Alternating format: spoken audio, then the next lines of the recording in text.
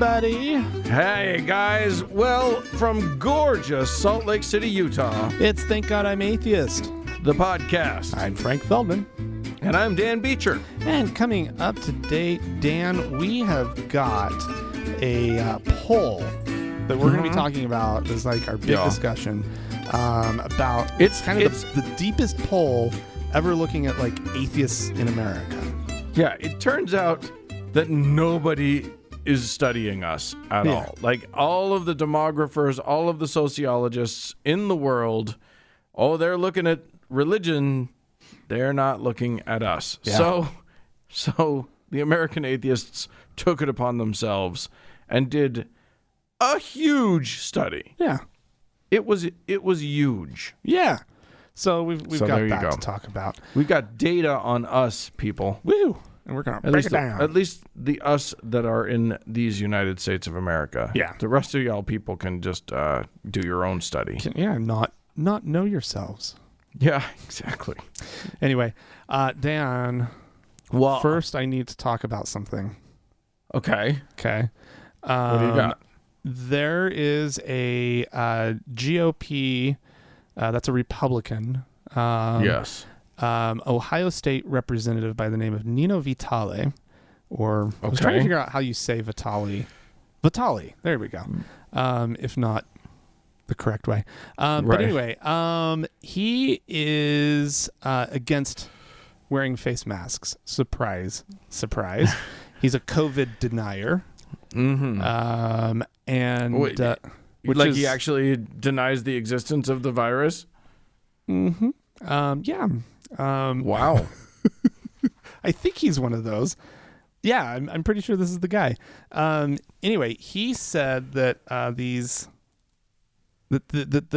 stay-at-home orders during the pandemic and the requiring of wearing masks to slow the spread of disease would violate his Judeo-Christian principles. Okay. Something tells me he following? leans heavily on one or the other of the Judeo/Christian. I bet I can tell you which one too. I don't.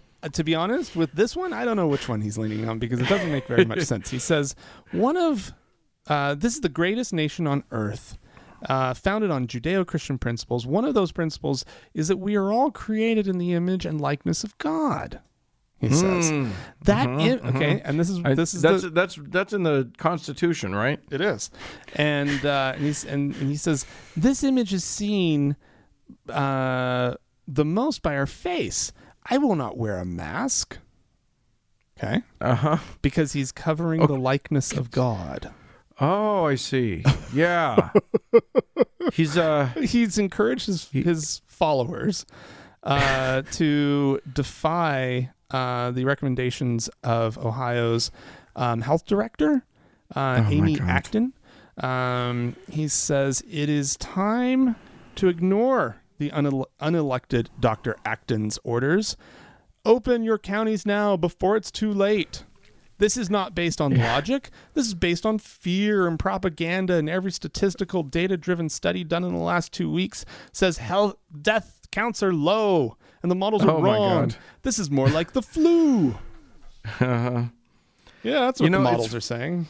It's funny because I have been just puzzling over why a fucking virus could be a political football.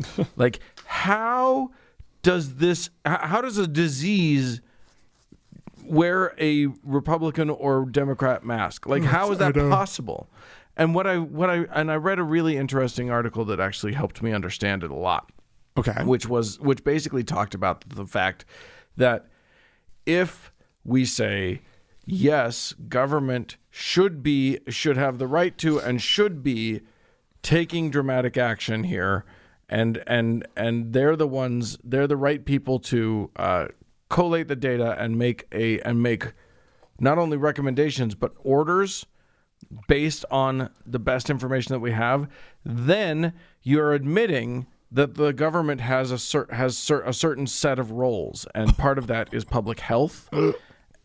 And somehow that's so unbearable to the political right of this country that they would rather just deny everything and turn it into this political thing. It's so you're weird. killing your own people. Yeah. You're only like, these are your voters. If you want them dead, I guess that's. Oh, I know. It's madness. If it legitimately truly was just their voters, like if it wasn't going to spread beyond that, like if it was just you're stupid and following them, you're die. Right. I'd be like, I mean, let them. But it's everyone else. Mm-hmm. It's all the vulnerable. It's the people who are taking this seriously, and it is also the left. Right? If nothing else, right? It's like everybody else is like, no, that's ridiculous. And it seems like, at least in parts of the country, they're getting their way. But then it's going to be a fucking disaster. And then what happens? Does the system then see the light of day and go, no, okay, we can't listen to you yahoos. Right? No. The world has turned into like, it's not Democrat and Republican anymore. It's conspiracy theorists / like cult Trump cult members, and the rest of us. Well, I think we outnumber them, right? Enough. Maybe. We'll see. We have till November to figure that one out. Anyway, that's great. You gotta love. The real fun part of the quote you did was the unelected doctor. Yeah, because what I want is an elected official making scientific decisions. What we've learned is that politicians really understand the science and care a lot about just the science and keeping people healthy. That's what we've learned. All right, I'm gonna talk to you a little bit about a. Look, here's the thing. The Catholic Church is looking at maybe reopening, even in Italy, where things got real bad. Really? And they're figuring out, like, what should we do? Because, like, you can't look, even when things reopen, and everybody get this through your head, you don't go back to normal. There's still a pandemic on. Yeah. We're still having a pandemic. So when things reopen, that's not like everything's the same as it was before. It's a very different world we're going to live in. And one of the considerations that the Catholics have to talk about is, how do we do communion? Because I don't know if you know this, it's not healthy. The way that they do it, like everybody, one dude touching everybody's mouth by putting a cracker in it, and everybody taking a sip out of the same cup. Probably not best practices when at all ever. It's always a definitely bad idea. not when there's a coronavirus going around. So some people have suggested novel ways of administering it, including in the Italian newspaper La Stampa. Some churches are apparently considering basically doing a little baggie with, a communion wafer, and I didn't see anything about wine, but presumably some wine that you can it's already been blessed. You just take it as needed. Take 2 of these and call me in the morning, sort of thing. Right. Well, that's funny. Not everybody in the church is good with this. One Cardinal Robert Serra. Now, you may keen-eared listeners may remember Cardinal Serra, because a few months ago, we did a story about how Pope Benedict had pulled out of listing his name as co-author on a book that was basically like it was mostly, I mean, the big controversial thing that it was insisting that priests still needed to be celibate, even though everybody knows that's the worst idea in the world. Well, that was Robert Serra's book. So Robert Serra is a very uptight dude who is not having this whole idea about communion not being handed to you by, because they're talking about just putting a little baggie. You know what I mean? You put a little baggie of communion, and then you just take that. Can't the priest hand you the baggie? I would assume he does, right? No, well, they were going to put it into little cubbies so that you don't have to get close to the priest. Oh, or I missed whatever. that detail. Oh, okay. And that's a good thing. These are good ideas. Yeah. No, not according to Cardinal Sarah, who is outraged because that is Jesus. You can't put him into a bag. He literally said, Shut up. quote, "It's absolutely not possible. God deserves respect. You can't put him in a bag." Oh my God. They put him on a cross. You can put him in a bag, right? It's not Jesus yet. Yeah, that's He true becomes too. Jesus. I'm not sure when he becomes Jesus. At When does conception, he I think. transubstantiate? Yeah. At what moment in the process? Is it when he's blessed? Is it when does it become Jesus? Well, the Anyway. priest does say body of Christ, right? Yeah. Yeah. So This whole concept of transubstantiation was a bad idea that they should not have latched onto. Still believe that, do they? They definitely, Cardinal Sarah 100% believes that, and I think it is still But canon I thought law. transubstantiation was like the belief that I mean, there's nothing symbolic about it. Like it literally like turns into Jesus's flesh, right? Correct. That's right. Well, that can't be true. I mean, maybe. You don't know. How do you know if it's true or not? Anyway, Cardinal Sarah's pretty sure it's true, and he is not happy. This is the same guy, by the way, who rejected the idea of gluten-free communion bread because apparently Jesus has gluten, and that's final. Jesus cannot turn into Jesus. The bread cannot be turned into Jesus without gluten. Right. That's interesting. You're just stopping That the actually magic makes a from happening. lot of sense. Like if you really think it through, right? Like What is Jesus going to be made of? Some sort of rice bread? Shut your fucking no mouth. way. No. How dare you? Yeah. How dare you? Oh my God. Well, Dan, Yeah. I have a follow-up to a story that I believe I brought up last week about the Minneapolis mosque that is broadcasting, I guess that's kind of the word that they're using, through like speakers on the mosque, right? They're hollering at everybody. The call to prayer, right? Yeah. During the month of Ramadan. And this was presented by the imam from the mosque to the mayor of Minneapolis as sort of hey, let's keep everybody at home, and let's if we could do this, like it's going to be easier on our community, and then like people aren't going to be trying to get together and collectively pray, right? This is the idea, right? So they get a big loudspeaker and somebody yodels into it every 5 times a day. Yeah. Including very early in the morning, as I recall. And that was very worrying to me. Yeah, one of the complaints says 4:45 a.m. is the first call to prayer. No deity is worth that kind of bullshit. No, I mean, the Muslims are a little nuts about this or on this issue, right? Like they, this is pure lunacy, but they've been doing it for a long time. Yeah, they want to keep doing it.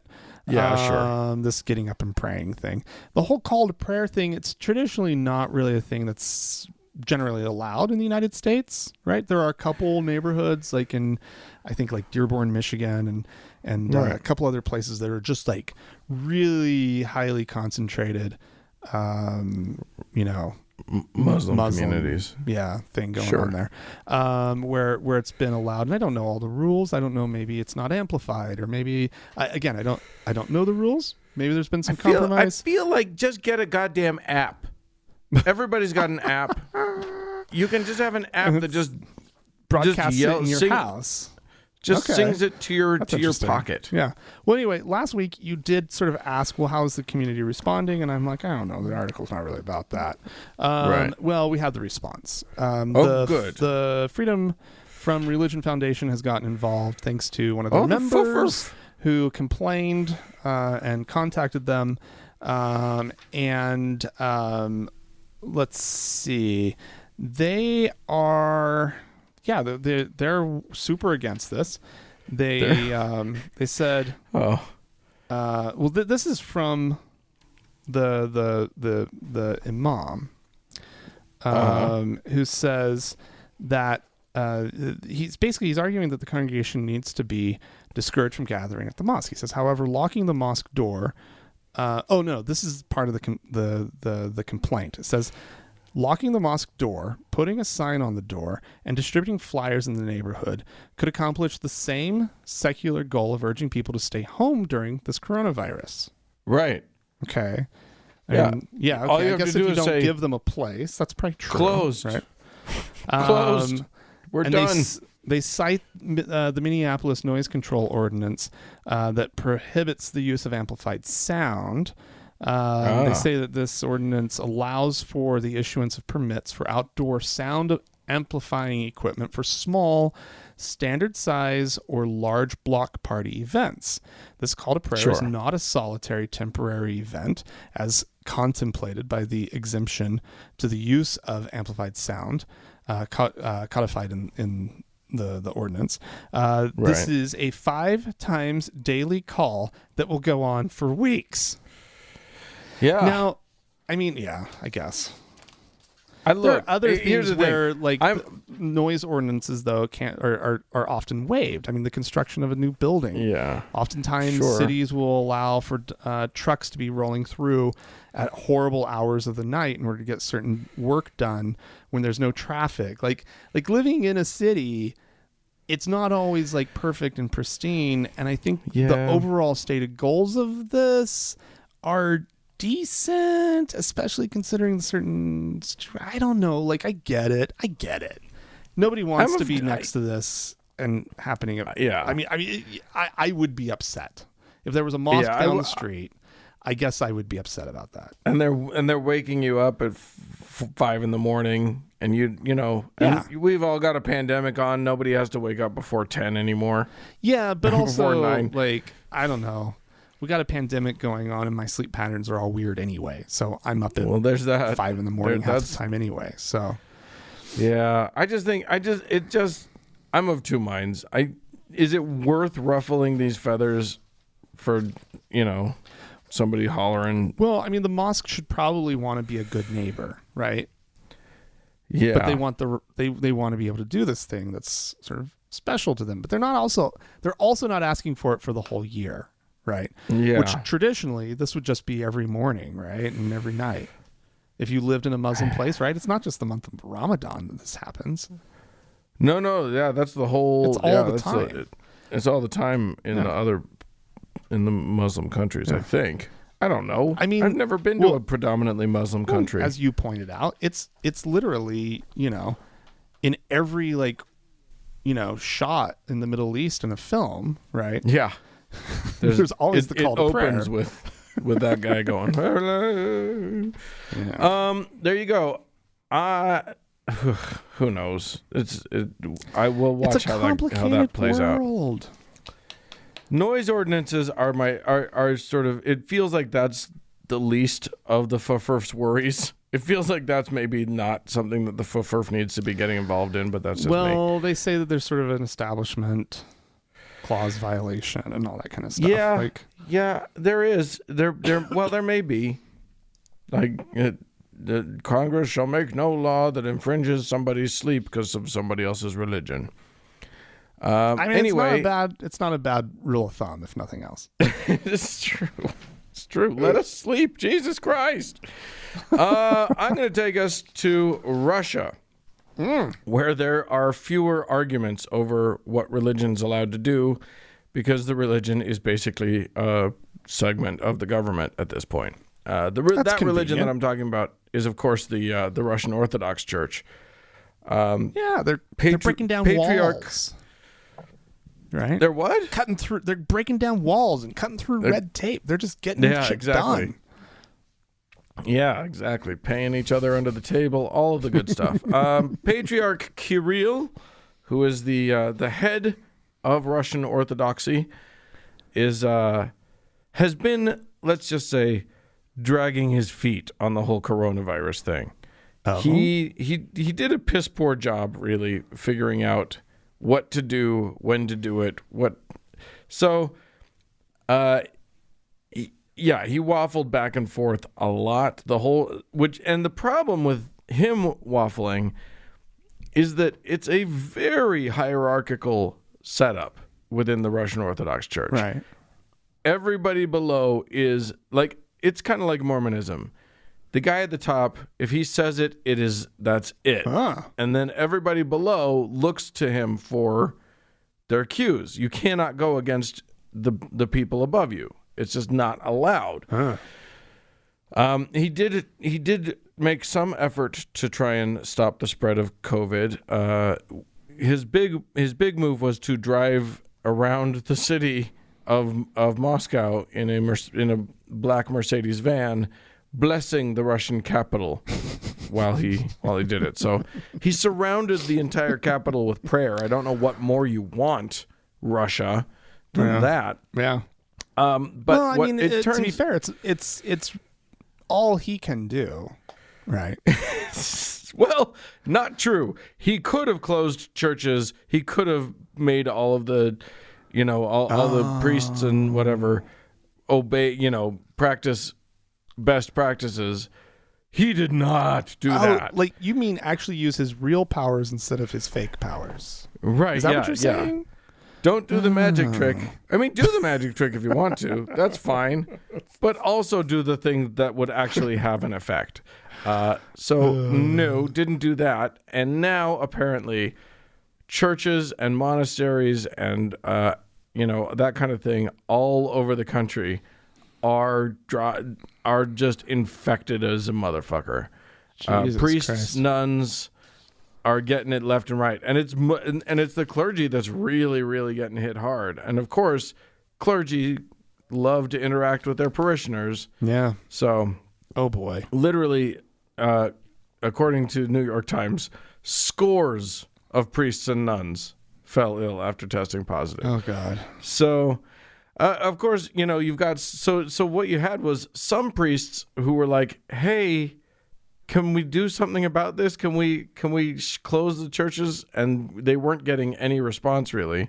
And, they have to wait for a response before they can do a thing. And then you've got others. I mean, closing a church is kind of not doing a thing, right? Like, you're not doing anything. Just fail to open it. Yeah. You're not doing anything. Just fail to open the church. Anyway, some priests like Andrei Lemeshonok have decidedly fallen on the other side of this. He said, quote, "The scariest thing is when people want." He's saying this as opposed to worrying about a silly old virus. He said the scariest thing is when people want to change their gender or don't have children or otherwise ignore traditional values. You know how terrifying it is when somebody doesn't have a kid? Much worse than a virus. He must be so scared of us.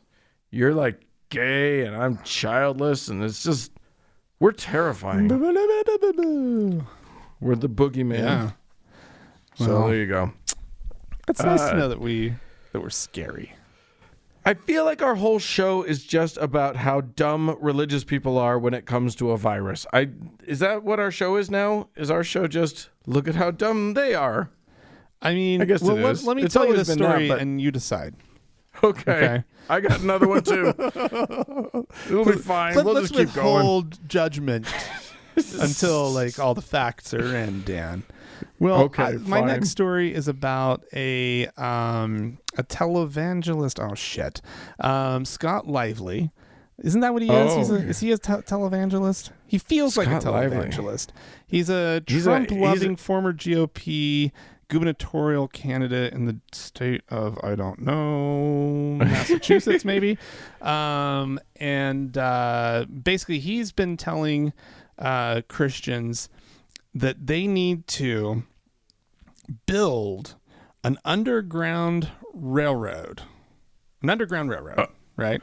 Okay. To prepare and prepare to wage a violent revolution in response to what he foresees as the impending persecution of Christ followers. Of course he does. Let's see. Oh my God! Can I just say how many times? Can I just say how many times I've been seeing lately the most privileged white people in the world comparing them having to wear a mask or whatever to the fucking civil rights movement or anti-slavery or whatever. So no, I'm not surprised at all that he would invoke the Underground Railroad, which for our non-American listeners and maybe our less lettered American listeners, it is to do with like that was a series of from the South, right? A series of homes or places that you could go hide as an escaped slave, so that you could get away from the slavery in the South of the United States back in slave times. Yeah. And so anyway, so he says he's warning his supporters that that they need to do these things like the Underground Railroad and wage violent revolution against those who are seeking to use COVID-19 to impose a socialist end times, an emerging beast government. Right, is what the socialists are trying to impose on the United States. And when they say beast, they're referring to something to do with the Book of Revelation. One assumes. I'm sure. He says we need to be establishing a network of believers everywhere that can operate in an underground fashion. Because if this thing continues in the trend that it seems to be, we may be evolving here at a revolutionary speed and entering into an emerging beast government. And he continues, we're going to need to have something like an underground railroad in which believers who are fleeing persecution are going to be able to have some way of escape. If these people truly are intending to destroy America so that they can bring in their global socialist system or even a national socialist system, then violence is appropriate in response to the most measured possible way. Violence. Okay. Good. At least he said it should be measured violence. That's the idea. If at all possible, you disarm the zombies trying to kill you without hurting them. But if it's not possible... He invoked zombies! Yeah, if it's not possible, you do whatever is necessary to stop them from killing you and your family and putting you into slavery. That, I believe, is the duty of an American. I feel like he is very confused about what he's talking about. Oh, he lost the plot in the middle there and went to zombie apocalypse and then kind of had to circle back to this is Christian persecution. First of all, why would you ever try to disarm a zombie? It's just not. There's something wrong here. You don't disarm a zombie. Why is the zombie armed? Yeah, I mean to disarm, you gotta. Yeah, they just attack you. Yeah, they just eat you and tear you to shreds. They don't really disarm go for a zombie. He's never seen a zombie movie. He didn't watch The Walking Dead. He's a very confused man. Can someone help him? Someone needs to call somebody because that dude is not okay. Someone needs to help that man. Wow. All right, Underground Railroad. I know for a fact that there are a whole bunch of Christian households that are like, it's coming. How do we help? We're in, maybe one of us should pretend like we're an atheist just so that when the Christians need help, we can get word that ours is a safe place. No, they can never pretend. No, that would be denying the Christ. I know, but you always have to be true to your. No, you can't. It's impossible. We're never going to save the Christians. The problem is that we have to kind of. I mean, it's really fucking sick because we kind of have to tread lightly with these ding dongs because they're dangerous and you push them a little too hard and it's not going to be just, some weird little Waco thing over here. It's going to be it's going to be all over the fucking place. These guys they already think it's going to be armed. They're armed. Yeah. How did we let that happen? They're armed to the teeth. All over the fucking place. They've got so many guns, and then they were showing them off at the state capitol in what was that, Michigan? Michigan, right? Storming the Capitol. with their guns. Like, what is that? That's no. That is not allowed. And they all just walked away safely, proving once again that they were Caucasian. Well, yeah, but also like, also testing the limits, and apparently there aren't many, right?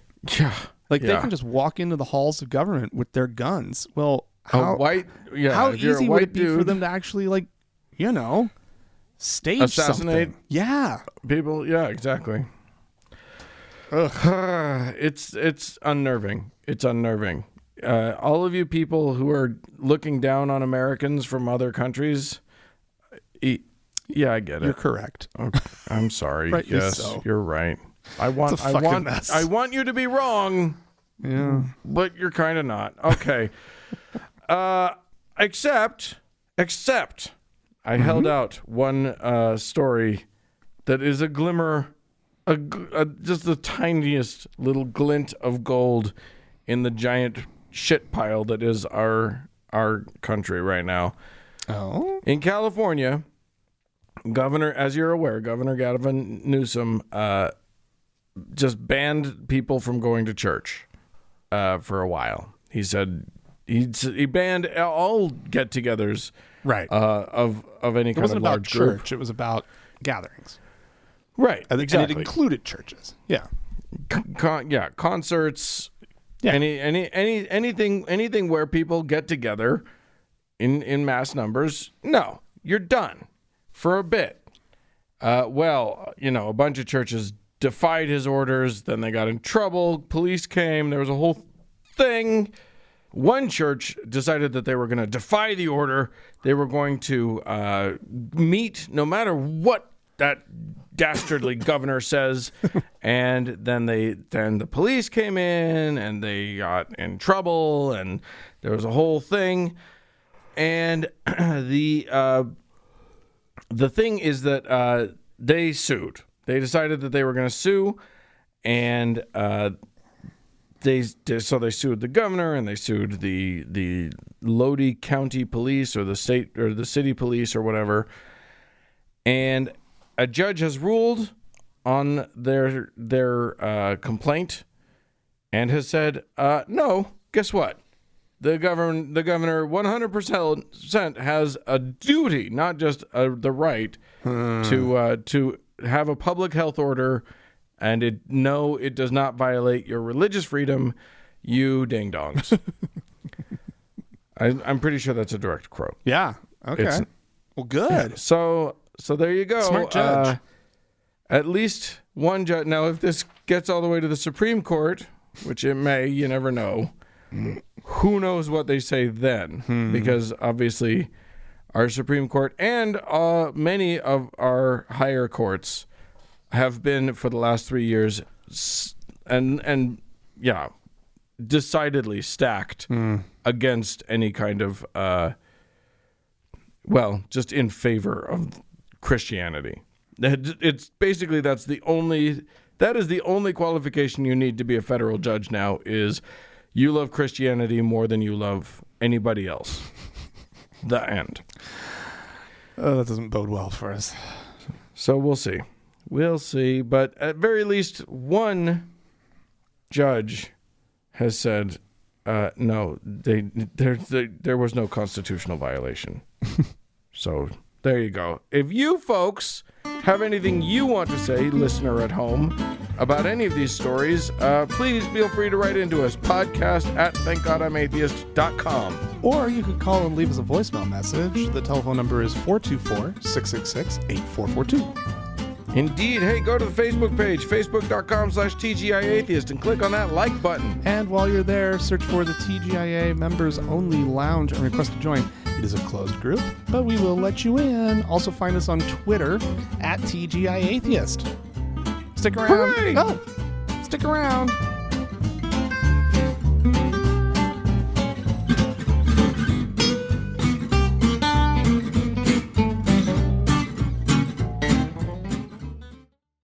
Hey, Dan.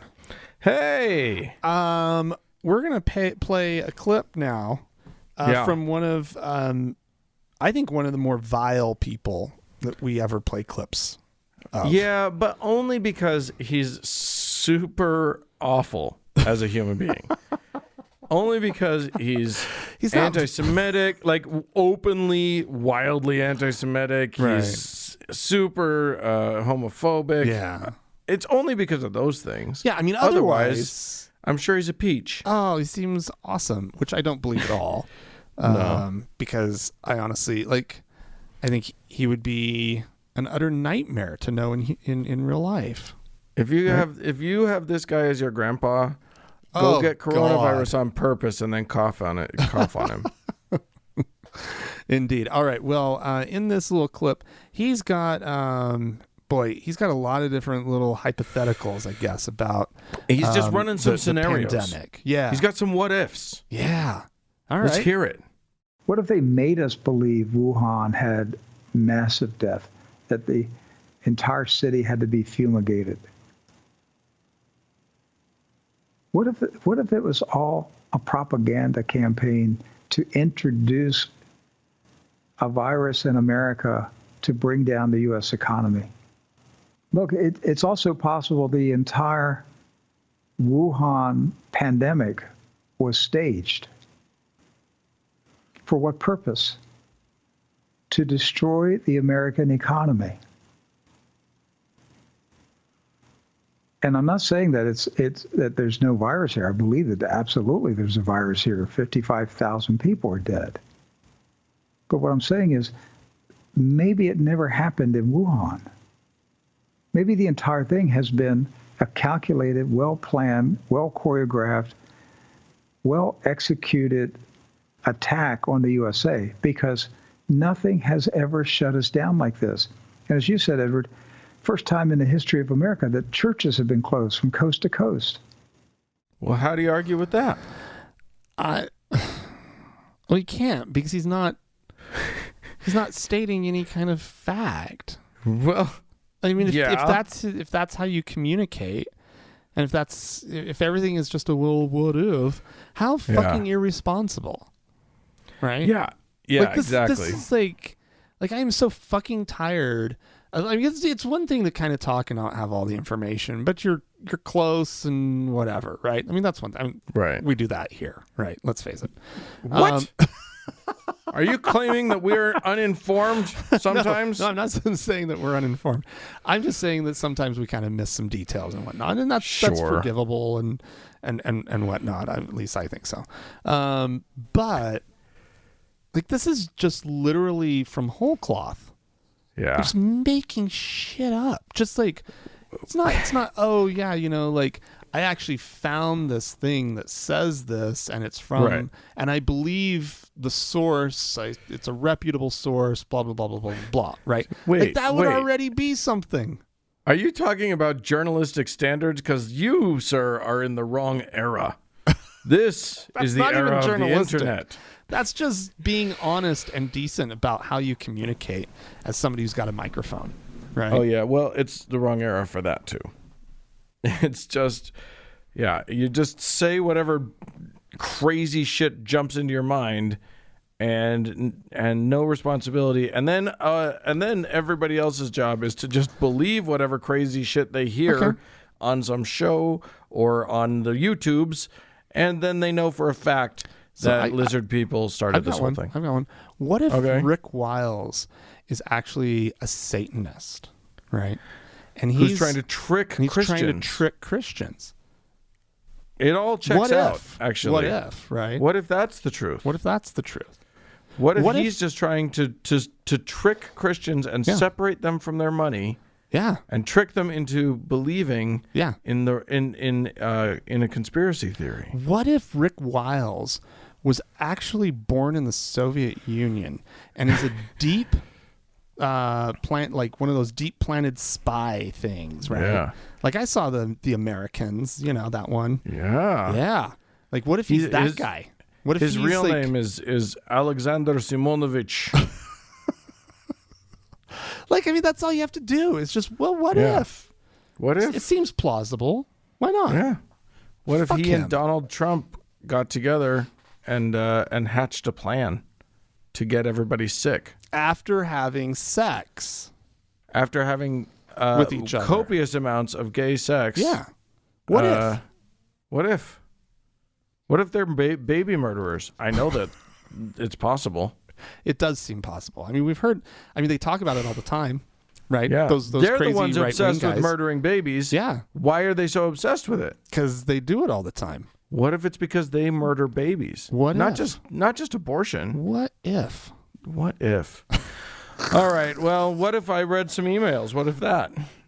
Because we definitely had some people writing into us, including one Craig, who, now you'll recall, Frank, that we talked a little bit last week. Somebody wrote into us. We talked about the possibility, the fact that the only way to have any influence on the Utah State gubernatorial race is to be a registered Republican. Oh, yeah. Yeah. Or at very least the only way to cast a vote that means anything. Right. Because the next governor of Utah will 100% be whoever the Republican candidate is. Right. So let's help the least crazy one be the candidate. Exactly. Yeah, okay. So, but in the state of Utah, the only way to vote in the Republican primary is to be a registered Republican. So anyway, I admitted that I have now registered as a Republican, which every time I say it feels like I've stabbed my own butt. But Craig wrote into us to say, I have also registered as a Republican. I was keen on voting for Cox, who is our current lieutenant governor. Mm-hmm. He said, but in light of recent events, I'm less inclined. Who are you going to vote for? Well, Craig, I'm not going to tell you who I'm going to vote for, in part because I haven't made that decision yet. I have until June. But yeah, here's the thing, though. Conceptually, I want to talk more conceptually. Cox was nice for a minute just because he seemed like a reasonable, actual human. What I'm going to be voting for is anyone who seems like they might actually take real ideas and science into account when making decisions. Even if that decision is going to be sort of not what I would do, if I can sense that they are actually looking at the situation with reasonably clear eyes and trying genuinely to make a decent call, that's as good as I can hope for. So that's what I'm looking for in a governor. So Huntsman. So you're voting for Huntsman. Yeah, I'm probably going to vote for John Huntsman. Who, when he was governor before, well, he was previous governor. I didn't pay an ounce of attention to him. He was the Republican, right? I was and it was 2004 or something like that. And he comes from a wealthy big family, Mormon, so it's just and I was just ugh, no, he's just going to be, he'll be another Mike Leavitt, right? Right. And then he got into office, and I was like, excuse me, who is this guy? Right? Because he was reasonable and he was getting decent things done for the state that weren't crackpot and crazy. And I was just like, okay. I voted for him when he ran for re-election. And then I felt a great deep betrayal and held a bad feelings toward him when he stepped down to, work in the Obama administration. When Obama stole him from us and ruined our state a little bit. That was really frustrating. Yeah, I was really, really, really angry at him. And you know what? I can forgive him because if he's coming back, he had this astronomical approval rating, right? Yeah. When he was governor. I know. These are different times, though. He's said some nice things about Trump that have really been scary, and I don't know. I think that's just the politics of the day. Is you have to say something nice about Trump, and then you go about and you do your business, right? Yeah, we'll see. As a John Huntsman type, right? And he actually has a serious he's probably going to win. So it's not like I'm voting for the guy that has no shot at all. Mm-hmm. Who knows? It's just crazy. But yeah, what I'm looking for isn't even someone who will agree with me or make decisions that I think are the right decisions. Right. Just don't take orders from the church. If you can even get that far, I would be very impressed. Yeah. Anyway. Well, and then there's that really like cool video of him riding the motorcycle. Do you remember that? Like his campaign. My God. No, I don't remember his that. Presidential, but that's like one of the videos they produced for his presidential campaign. It was great. He was on like a big Harley riding through like some canyon and whatnot. I was just like, oh, that's interesting. He actually would have been a good Republican candidate to go up against. Yeah, I mean, anyway, hey, most people who listening don't care about our local politics, so I'm going to move on. You'll recall, Franklin, that we talked about last week what religion we would go to if we had to, and you mentioned that you might be interested in secular Judaism. As your becoming as a your secular go-to Jew. place. Yes, sure. So we had a few people write into us about that. Garrett wrote in to say, "Hey, my wife is Jewish, and I'm atheist. In order to be married by a rabbi, I had to go to a class and to learn about Judaism. My wife went also. We became friends with the rabbi because she was roughly our age and lived in our neighborhood. At the end of class, the rabbi tried to convince me to convert. I told her I was atheist, but she said it didn't really matter. She said, as long as you're willing to do the practices of Judaism, you can be Jewish. You didn't really need to believe in God. Don't know if that's a standard belief or if it was just her interpretation, but I thought it related to the discussion of the last podcast." That's funny. And then for more on that, and then we can get to our discussion. We did hear from Rabbi Gruber. Oh, good. Who did weigh in on both that and also weighed in. Now, we talked also last week about Mayor de Blasio of New York calling out a bunch of there was a big Hasidic Jewish funeral. Yeah. For one of their rabbis, to which was heavily attended because they're insane, and de Blasio called them out in a tweet that said, "What I say to the Jewish and all communities is blah blah is basically just don't get together." Right. So, Rabbi Gruber had a few points. So the first point he wanted to say was, quote. Yes, it's a quote. I guess I didn't need to say the word quote. I'm reading his thing. "The problem with what de Blasio did was that he called out the Jewish community in its entirety for the actions of specific groups within a segment of the ultra-Orthodox community. Calling out all of us because of the actions of a small number of us is wrong. I don't think de Blasio is an anti-Semite. However, his statement was textbook anti-Semitic." Wait, so... Rabbi Gruber, you're saying that not all Jews are the same? Because, just kidding. No, obviously there are vast differences between different sects of Judaism. Yeah. Number two says, this is point number 2 from Rabbi Gruber. "My youngest's former allergy doctor was Zoroastrian." Okay. That was the other one that you wanted, Frank, was Zoroastrianism. They're cool. He told me that they don't take converts. What? Interestingly, the Druze don't either. So you're out there. He goes on, though, "Secular humanistic Judaism, SHJ, does not believe in conversion, i.e. jumping through all the hoops other Jewish denominations force you to. Okay. Instead, it believes in adoption, i.e. you decide to adopt Judaism as your religion, preferably after some period of contemplation and study. I do not perform conversions because though I am not part of the SHJ as a movement, I mostly hold to their teachings.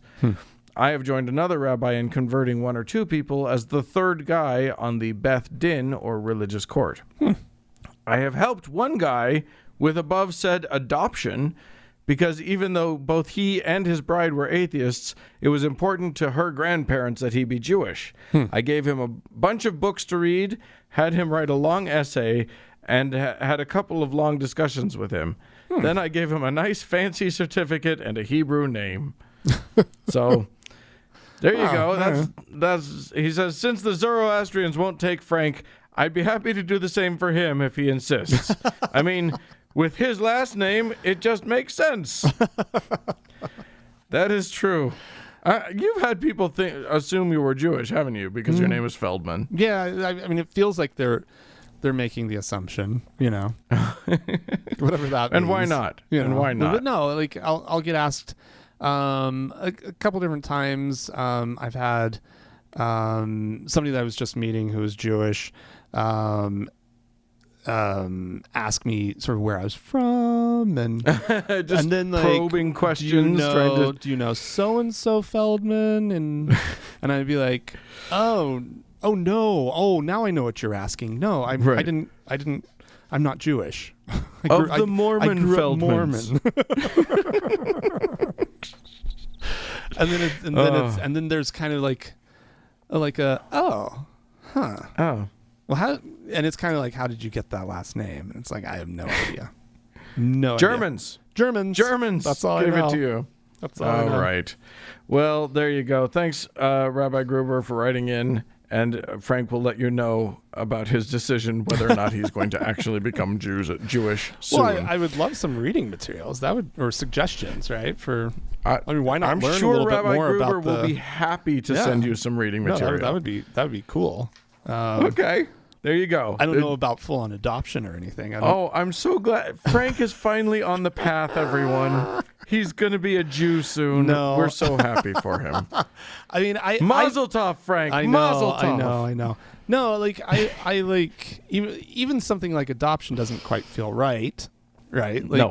I'm not. I don't know that I'm maybe looking to join a community, but I'd love to just have some awesome reading suggestions. So. Sure. Yeah, of course. Sure. Yeah, exactly. It's all we have to do Even these days. Even if it's a little sort of inside, like that might actually be kind of fascinating, Yeah, absolutely. Kind of just absolutely. So get to it. The reading, I'm sure Rabbi Gruber's reading list will be coming shortly. I hope so. Do we have some folks to thank this week? Yeah, we do indeed. We have 3 new supporters of the show on Patreon. We have they're all coming in at the deacon level, right? Like we're doing this Mormon thing now with our levels, and so this is the first level of the Aaronic priesthood, right? Mm-hmm. Which 12-year-olds get, and so congratulations, everyone who's getting it today. So we have it's a very special day when you get ordained to the Aaronic priesthood. So we have Chris, Ryan, and Thick James. Oh, thanks, guys. So thank you so much, guys. And if you'd like to join them as becoming a member of the Thank God I'm Atheist Patreon community, you can go to our website, thankgodimatheist.com, and clicking on the support tab, there's some links there. If Patreon's not your cup of tea, there's also a PayPal route that you can go. You can make your name even thicker, James, and then you'll have that thick James beat. Woo! And we have, as always, our top donor, our Lord and Savior, Davis. Oh, Davis, we're going to stick you on the top of a temple and cover you in gold. Stick around, guys. There's more.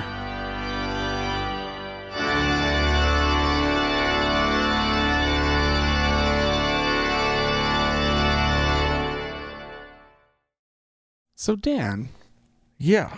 There's been a big study on atheists. Yes. Big question. It was sponsored by the organization American Atheists. Mm-hmm. It's called Reality Check: Being Non-Religious in America. Really? Okay. Yeah. Boy, that's a name. Sounds like a thing. Yeah. Sounds like a thing, doesn't it?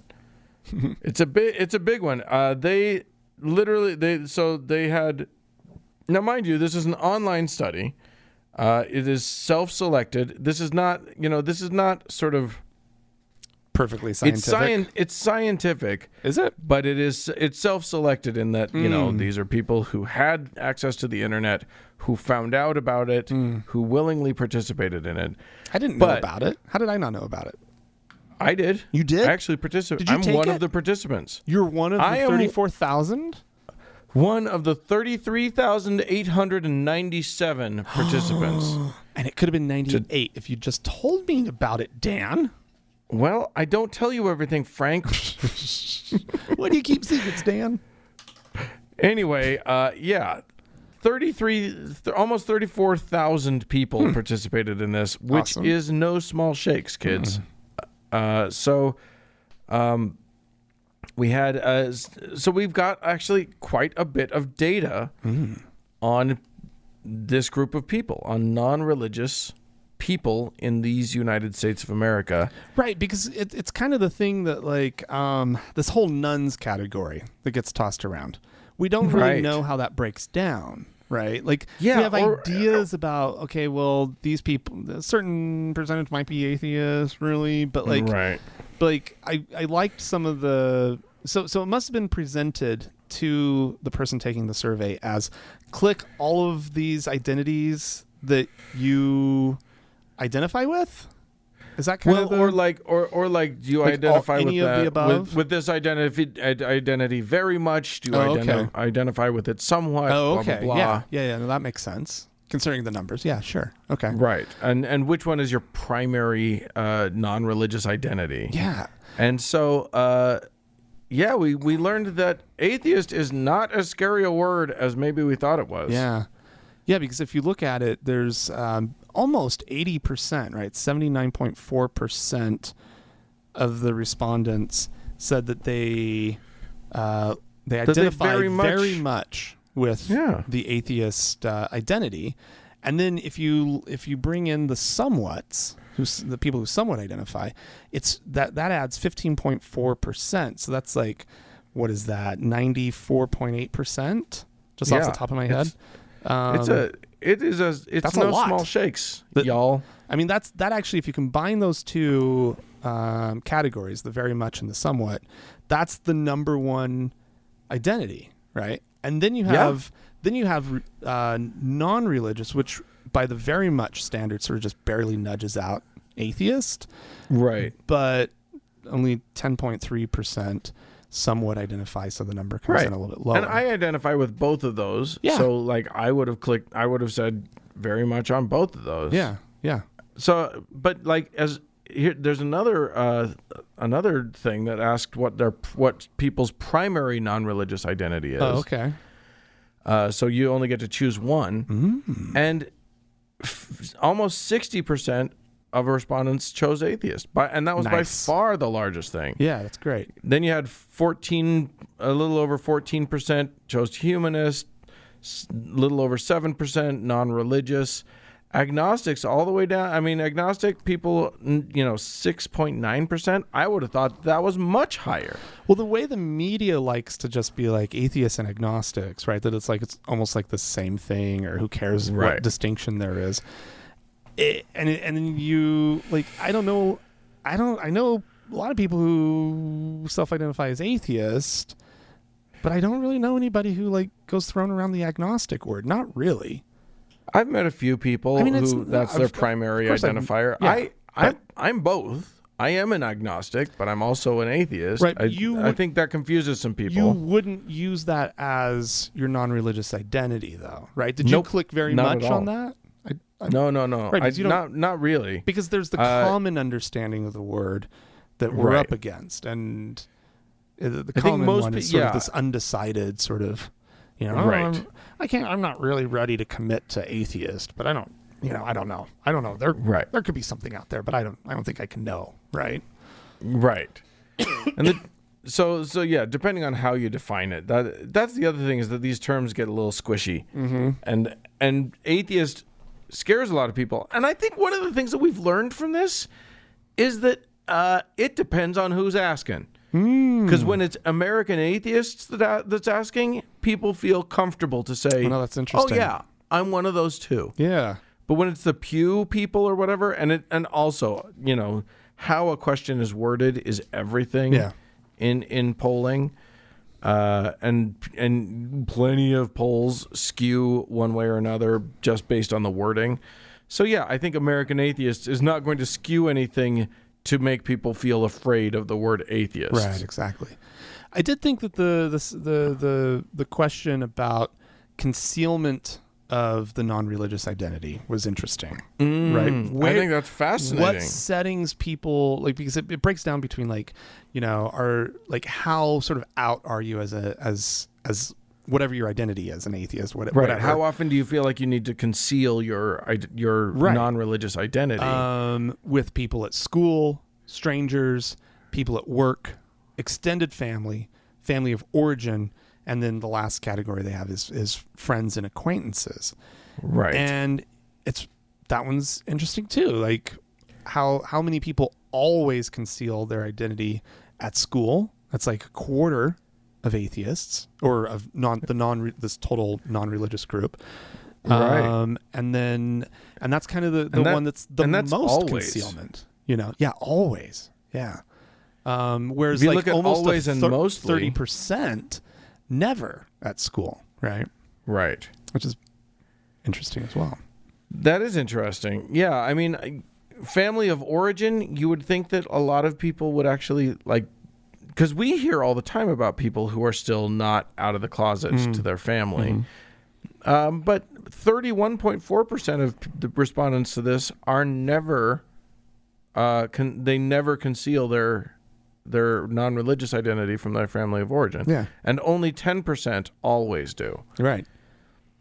So that's interesting. Mm-hmm. And of course, it makes a lot of sense that the smallest category of people who always conceal their identity is with their friends and acquaintances. Yeah, well, because you can be more honest and open with and you seek out like-minded people so much to be friends with. Theoretically, although that's not the category that has the highest level of people who never conceal. Yeah. But I mean, if you combine up the never and rarely, it is. Yeah. Right? Yeah, indeed. It's like over 50%. So that never do with their friends. There you go. Or rarely. Rarely. There's some very interesting findings here. Yeah. What about the religious upbringings, though? Right. There's another good one. Looking at where we all came from. Yeah. I would have thought, so, you got 14% that just started out in a non-religious household.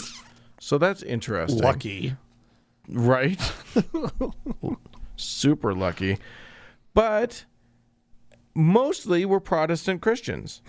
We American atheists. Coming out of at 54.7% of us came out of Protestant Christianity, and then another 30% came out of Catholicism. Yeah. So mostly, I mean, it just obviously it's going to line up pretty well with religious demographics in the U.S. Yeah, that's not too surprising. That's just sort of how that's going to work, because people are going to leave all of the religions in roughly the same amount as, you know what I mean? Oh man, it is what's that? No, I mean, you would think. I mean, I could see certain communities maybe scaring off a next generation in sort of a modern time, But yeah, and so certain religions are going to have better ways of retaining their believers, and certain religions are going to be worse at keeping them, and we escape easier from them. But there you go. Negative experiences and discrimination was one of the things that I wanted to talk about, because I think, you and I were talking about this before we recorded. You and I have not had many wildly negative experiences. You had a fairly traumatic coming out to your family. Yeah. It included coming out as gay, which kind of skews the statistics a little bit. But not great. Yeah. Like not a great way to come out. And you said to me, you said that being gay was you had much more sort of just going about my daily routine. Like, I never think about the fact that I'm atheist, and like right, and so like which is funny, right? I guess in some way, but like I just don't think about it, and so like in conversations at work and whatnot, I'm not like some angry atheist who's like I just say things like, oh well, I don't believe in God, right? Oh well, right. And it's just that, right? And it's not a big deal. It's simple. It's just stating a fact. And I don't even think about it anymore. Like I'm really trying to come up with maybe some contexts where I wouldn't be so open. And I can think of like one or two, but even then I don't think I would like, I don't know that I would mention it just because it wouldn't be relevant, right, to the context that I'm currently in. But anyway, but as far as like being gay, like that comes up more, right? Like that's something that I sometimes have to think a little bit about, you know, like situations that I might be in or whatever, and or certain settings, and I'm like, oh God, this may not be the best place to be right now. Bye, guys. You know. Yeah, totally. But but I think a lot of people, you know, even the two of us who have been able to get by as non-religious people fairly easily, and very out of the closet atheists. Yeah. In part because, you know, we live in Utah where Mormons are definitely not cool with atheists, but they are passive aggressive about it and they keep it to their damn selves. Right. But the thing is that a lot of people have experienced negative events. And when I think about it, even though they didn't affect me terribly negatively, I've had several experiences in social media, with family, in school, in employment situations where it's been an issue, and, you know, it's been a negative thing that the other person has made weird.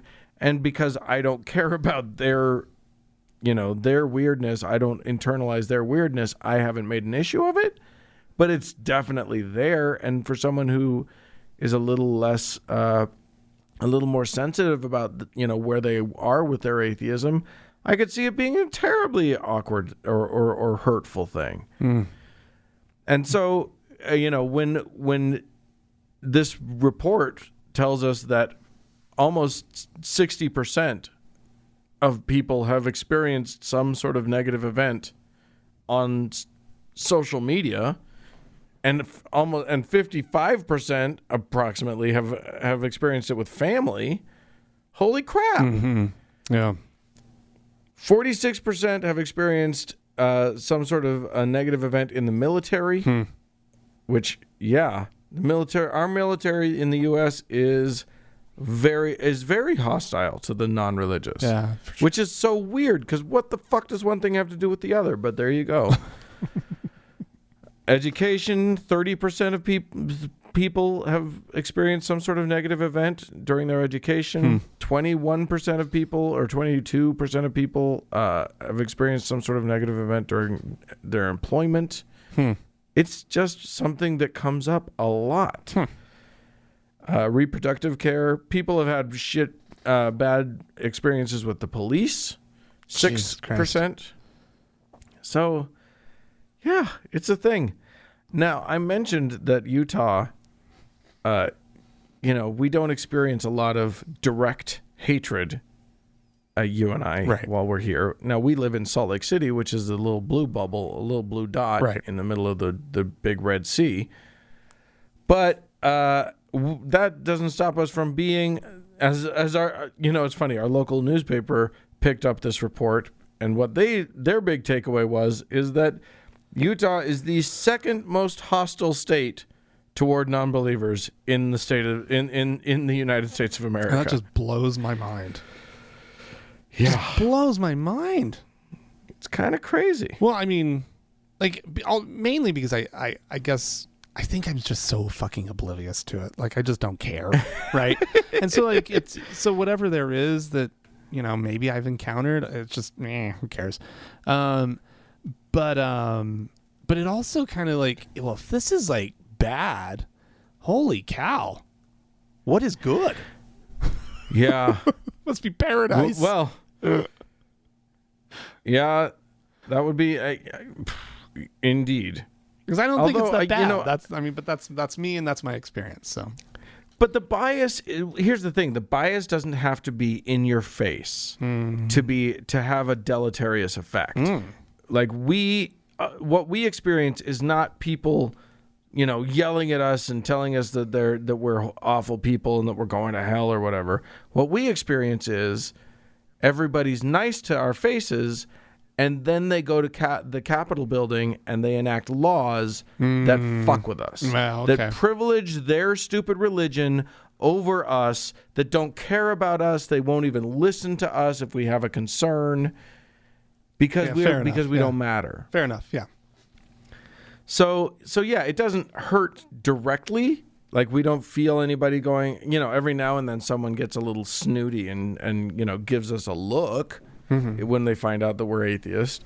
Did I ever tell the story about the time when I was in a play, because that's a thing that I used to do before the virus took away the theater, and I was in a play, and this was actually it was kind of community theater, and I'm there in Utah. This was not in Salt Lake County. It was outside of the county. It was in a very, very religious Mormon county, and one of the other people in the play, we were getting ready, we were going to open in a couple days. And she mentioned, well, every night when we have our cast prayer, we can blah, blah, blah. And I just went, oh, no, we're not going to do that. It was, can I just say, the look of shock on that woman's face was amazing. But this was a theater. This was a fairly new place. The theater was not, was not an established company, and I was just not going to have that be one of the traditions that gets started. So I realized it. No, and I'm in a position where I know they're not going to fire me. I was safe. So I was just like, oh, no. You feel free to pray before you come. That's great. But we're not going to have a cast prayer. She was like, but all the places that I've ever done that I do plays around here, they always have a cast prayer. And I was like, yep, that's true. But not this one, though. It was very funny. I had no authority whatsoever, but I was not having it.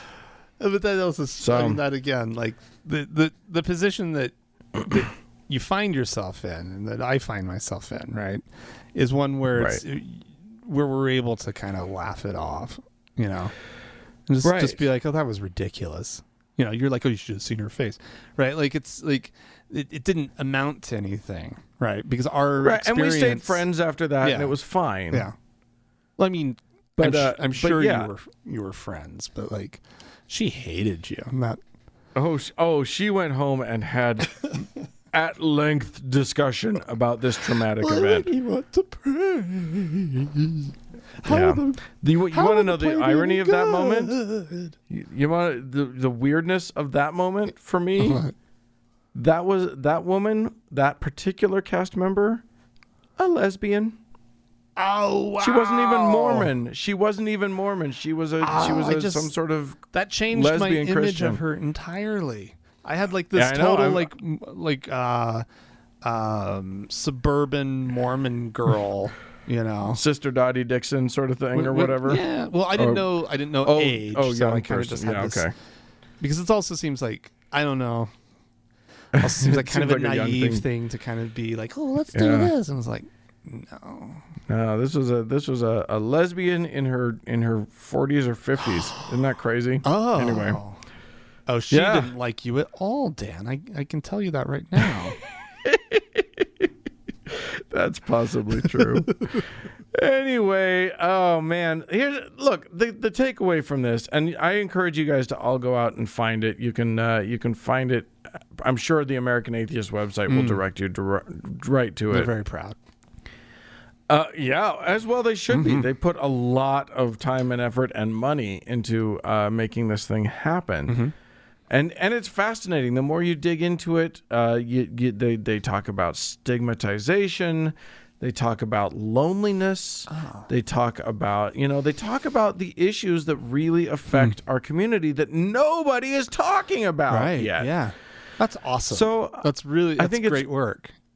It's wonderful, and I encourage all of you to go and check it out and just see. And it breaks things down by race, and talks about gender identity and sexual orientation and all of these things that are very important factors in people's lives and how it relates to their non-belief. So I guess the takeaway is just that it's cool that this is being seen and this is out there, and they've done a good job of publicizing it, and a lot of people are picking it up. Obviously, like I said, the Salt Lake Tribune picked it up.